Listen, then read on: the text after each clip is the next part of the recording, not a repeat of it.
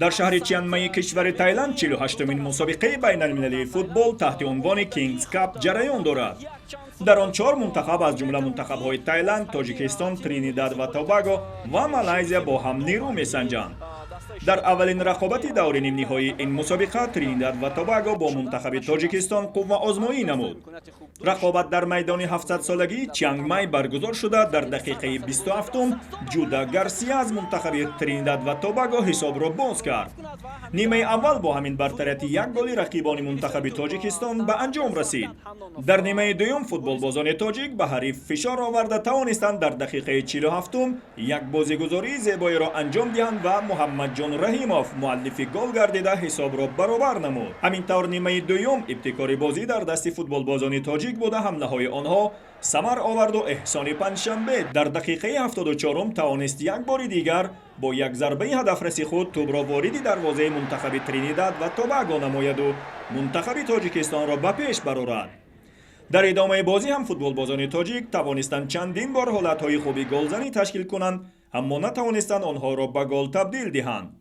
این هم در حالی است که با سبب‌های گوناگون بازیگران کلیدی منتخب تاجیکستان از جمله منوچهر جلیلوف، علیشر جلیلوف و پرویز جان عمربایف نتوانستند به تایلند سفر کنند.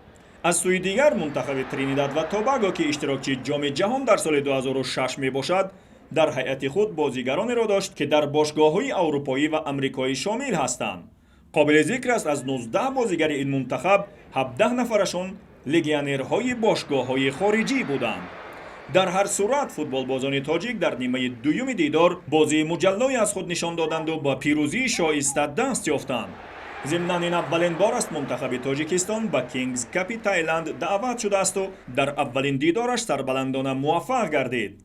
همینطور منتخب تاجیکستان به فینال مسابقه بین المللی کینگز کاپ برآمده. روز 25 سپتامبر با غالب دیدار منتخب‌های مالایزیا و تایلند نیرو خواهد سنجید. یادآور میشویم کینگز کاپ از سال 1967 از سوی اساسیاسیون فوتبالی تایلند برگزار می شود. بازی خیلی دشوار بود از دقیقه اول که چون دیدم، اما گلی که من زدم این نه تنها گل من است، گل همه دسته می باشد و ما این غلبه رو به تمام مخلصان تاجیکستان میبخشیم. کدام که تیمی که به ما نغلطد ما بازی خوبی خود را در فینال نشان خواهیم داد.